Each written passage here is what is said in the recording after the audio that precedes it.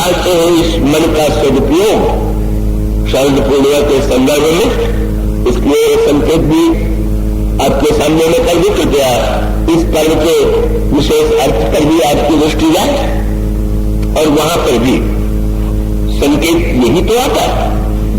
भगवान कृष्ण ये जो शरद पूर्णिमा की रात्रि है, इसमें वट वृक्ष के नीचे वंशी वट और वंशी वट के नीचे श्याम सुंदर खड़े हो जाते हैं अकेले, और वो वंशी बजाते हैं और उस वंशी को की ध्वनि को सुन करके जितनी वहां पर गोपियां घरों में है वे अपने अपने घरों से निकल करके व्याकुल होकर के श्री कृष्ण की ओर चल पड़ती। जो जहां जैसे रूप में था, जिसका एक केवल एक आभूषण एक अंग में धारण किया, वो दूसरा आभूषण धारण करने की भी चिंता नहीं। जो गाय दे रही थी उसने देना छोड़ दिया, जो बच्चे को पिला रही थी उसने पिलाना छोड़ दिया, सारा काम काज छोड़ करके सारी गोपियां ब्रज में श्री कृष्ण के सन्निकट एकत्र हो जाती। उस समय भगवान कृष्ण और गोपियों में एक बड़ा ही सांकेतिक वार्तालाप होता है। भगवान गोपियों से ये कहते हैं, गोपियों ये जो रात्रि है इस समय तुम्हारा यहाँ पर चल करके आना उचित नहीं है, तुम अपने घरों को लौट जाओ, तो लौट करके अपने जो कर्तव्य कर्म है उनका पालन करो। वहां जाकर के तुम्हारे बच्चे रो रहे होंगे, गाय बिना जुए रह गई होंगी, तुम लौटो। वहां पर गोपियों ने उत्तर दिया और अंत में ये संकेत मिलता है, एक महान रास, एक महान नृत्य हुआ और उस नृत्य में जितनी गोपियां हैं उतने देश भगवान कृष्ण ने बना लिए और इस शरद पूर्णिमा की रात्रि को समस्त गोपियों और भगवान श्री कृष्ण का दिव्य राज संपन्न हुआ। इसको लेकर के ये जो शरद पूर्णिमा है उसकी महिमा का गायन विशेष रूप से किया गया। ये भी रात्रि बड़ी सुहावनी होती है। अभी भी जब बिजली नहीं थी तो लोगों को चाहे जैसा लगा हो, पर मुझे तो लगा कि चलो नकली प्रकाश के स्थान पर थोड़े देर के लिए वास्तविक प्रकाश के दर्शन में तो हम रह रहे। अब इस संदर्भ को जीवन से जरा हम जोड़ करके समझने की चेष्टा करें और इसका उत्तर क्या है। ये शरद पूर्णिमा क्या है और ये वंशी वट क्या है, भगवान कृष्ण की वंशी क्या है और ये गोपियां कौन है। अगर वैरम्य दृष्टि से विचार करके देखें, भगवान राम और श्री कृष्ण की लीलाओं में अंतर यह है कि भगवान राम के चरित्र को तो आप मनुष्य रूप में भी ग्रहण करके आप आनंद पा सकते हैं, पर श्री कृष्ण लीला में तो जब तक आपकी भगवत बुद्धि निरंतर न बनी रहे तब तक पग पग पर उनका चरित्र जो है वो विचित्र और अद्भुत लगेगा। इसलिए जब भगवान व्यास ने श्रीमद् भागवत में शरद पूर्णिमा का वर्णन किया तो वहां पर पहला शब्द श्री कृष्ण के लिए यही लिखा, भगवान।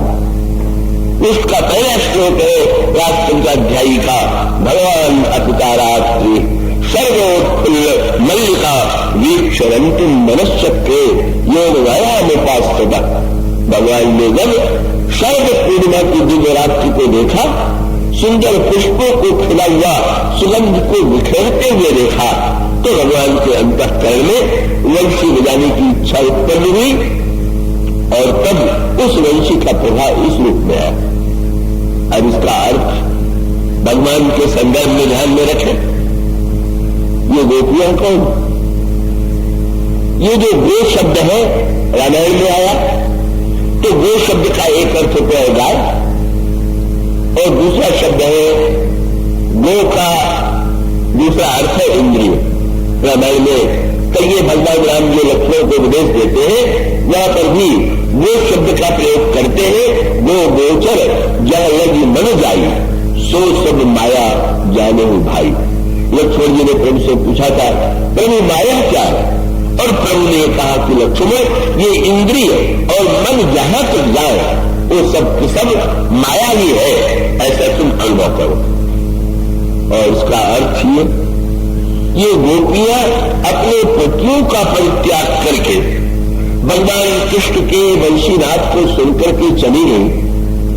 अगर बहिरंग अर्थों में देखें तो बड़ा अनौचित्यपूर्ण अमर्यादित सा प्रतीत होता है, तो उसका सांकेतिक अर्थ ये शरद पूर्णिमा, ये चंद्रमा क्या है? ये चंद्रमा है मन का प्रतीक।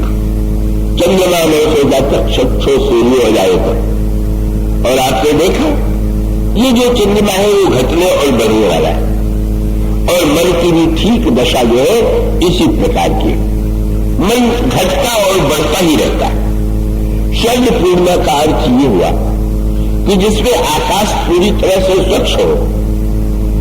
इसका अर्थ यह है कि आकाश में चंद्रमा भी हो और बादल भी हो। बरसात में भी तो पूर्णिमा आती है, पर बादल अगर छाए रहे तो चंद्रमा का प्रकाश कहां फैलेगा?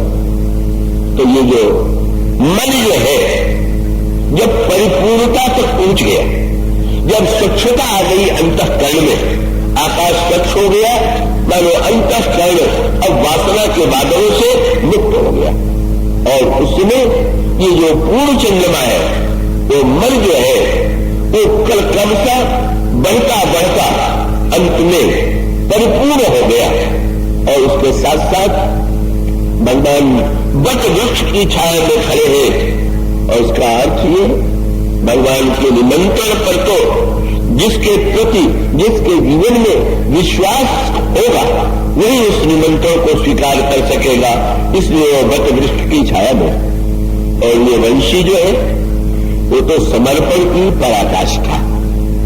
वंशी माने अगर वंशी को विचार करके देखें तो उस वंशी को लेकर के तो इतना लिखा गया है संस्कृत में भी और भक्तों की कविता में भी, बड़ी अनोखी अनोखी बातें कही गई है। एक भक्त ने लिखा कि एक दिन गोपियों ने जाकर के श्याम सुंदर से विरोध किया कि आप वंशी में बजाय करें तो बड़ी कृपा हो, पर अगर आप बजाए बिना नहीं आपको अच्छा लगता है तो कम से कम जिस समय हम लोगों का भोजन बन रहा हो उस समय तक तो बंसी मत बजाया करिए। क्यों? भोजन के समय वंशी से तुम्हें क्या लेना देना? बोले आपकी वंशी सुन करके हमारी सूखी लकड़ियां भी गीली हो जाती है, आग बुझ जाती है, भोजन नहीं बन पाता, तो दया तो करिए। मुरार रंजन समय माकुल मुरली रोम मधुरम, ऐसी दिव्य वंशी, उसमें ये रस कहां से आ गया? बांस जो पोला होता है जिसमें ठोस कुछ है ही नहीं, बांस जिसमें कोई रस भी नहीं, कोई सुगंध भी नहीं, तो वंशी से गोपियों ने पूछ दिया कि तुमने ऐसी क्या विशेषता है? और तब वंशी ने यही कहा कि मुझमें यही विशेषता है कि कोई विशेषता नहीं है, ही नहीं कुछ, मैं तो खाली हूं। और तब वंशी ने यही कहा बस इतना ही है कि न मेरा कोई स्वर है, न मेरा कोई राग है, न मेरा कोई संगीत है। बस श्याम सुंदर अपने अधरों पर रख करके जिस रस का गायन करना चाहते हैं, जिस राग का गायन करना चाहते हैं, उनका ही स्वर मेरा स्वर है। उनकी अगर वो मिलन का गीत गाना चाहते तो मैं मिलन के संगीत गाने लगती हूं, और वो विरह का गीत गाना चाहे तो मैं विरह का गीत गाने लगती हूं, मेरा कोई स्वर नहीं। बंशी की मधुरता माने ऐसा समर्पण जहां पर व्यक्ति शून्य हो चुका है, शून्य होने के बाद जिसमें अपना कुछ नहीं है। और कितनी बढ़िया बात, बंशी में आपने देखा ना, छिद्र होते, संस्कृत में छिद्र दोष को कहते। कौन ऐसा व्यक्ति होगा जिसमें छिद्र न हो? पर इन छिद्रों को अगर भगवान उसका उपयोग करने लगे तो उसमें तो रस ही रस है। तो ये समर्पण ही वंशी है, विश्वास का वटवृक्ष, और वो गोपियां वे हैं। इंद्रियां जो है वे अपने पतियों को छोड़ करके, ये पति कौन से? नेत्र का पति कौन? कान का पति कौन? नासिका का पति कौन, जिह्वा का पति कौन। ये इंद्रियां जो है विषयों को ही अपना पति मान बैठे और उसी में दिन रात लगी हुई। नेत्रेंद्रिय जो है वो रूप की सेवा में लगी हुई है, कर्मेंद्रिय जो है वो शब्द की सेवा में लगी हुई है, त्वचा जो है वो स्पर्श की सेवा में लगी हुई है, जिह्वा जो है उस स्वाद की सेवा में लगी हुई है। और ये तो स्वाभाविक ही होता रहता है।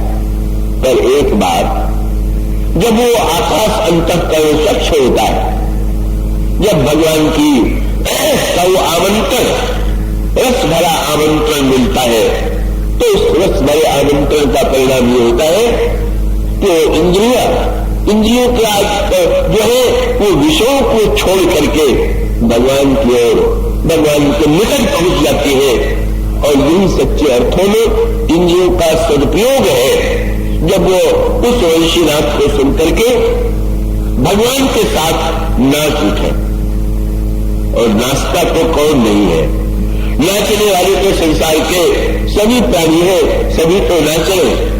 ये समय नारद में विवाह की इच्छा आई, भगवान से कहने लगे मुझे सुंदर बना दीजिए। भगवान ने बना दिया बंदर। बड़े बिगड़े, मैंने सुंदर बनाने के लिए कहा और आपने मुझे बंदर बना दिया। भगवान ने सोचा नारद मैंने गणित ये किया कि अभी सुंदर बना दूंगा तो विवाह हो जाएगा और बाद में जीवन भर बंदर की तरह नाचेगा। इसलिए बढ़िया यही है कि थोड़े देर के लिए बंदर बना दूं तो भविष्य में हमारे संकेत ये क्या गया, चाहे सौंदर्य के संकेत पर हम नाच रहे हैं, चाहे वासना के संकेत पर नाच रहे हैं, चाहे अर्थ के संकेत पर, कोई पैसे के लिए नाच रहा है, कोई रूप के लिए नाच रहा है, सब नाच ही नाचते हैं, सब नाच ही में तो लगे हुए हैं। तब वो कैसी पवित्र घड़ी होती है जब वो नृत्य जो है भगवान के संकेत पर होने लगता है, भगवान की ध्वनि पर होने लगता है। भगवान के चरण जैसे उठते हैं, गोपियों के चरणों का संचार भी उसी रूप में होता है। और वो दिव्य रास, वो दिव्य मिलन जिसमें एक एक गोपी के एक एक कृष्ण है और यही चरण पर सार्थकता है। हमारा भगवान केवल हमारे लिए जब हो जाए ऐसी वहां पर भी उसी रथ की पराकाष्ठा का उसका वर्णन तो आज नहीं कर सकते। वहां पर भी रथ शब्द का उत्तम भयन रथ पतिम रवयन सकार, ऐसा भगवान व्यास ने लिखा। भगवान कृष्ण और गोपियों के मध्य में रथ पतिम रवयन सकार, वहां पर रथपति शब्द का स्मरण किया गया। और यहां पर श्री लक्ष्मण जी भी भगवान श्री राम से जो याचना करते हैं वो याचना यही है कि प्रभु आप ऐसा उपदेश दीजिए कि शोक मोह भ्रम ये हमारे जीवन से दूर हो जाए और आपके चरणों में हमारी रति हो, हम कदाचार हो जाए। इसी परंपरा को हम कल आगे चलाएंगे। आज इतना ही। बोलिए श्याम राम।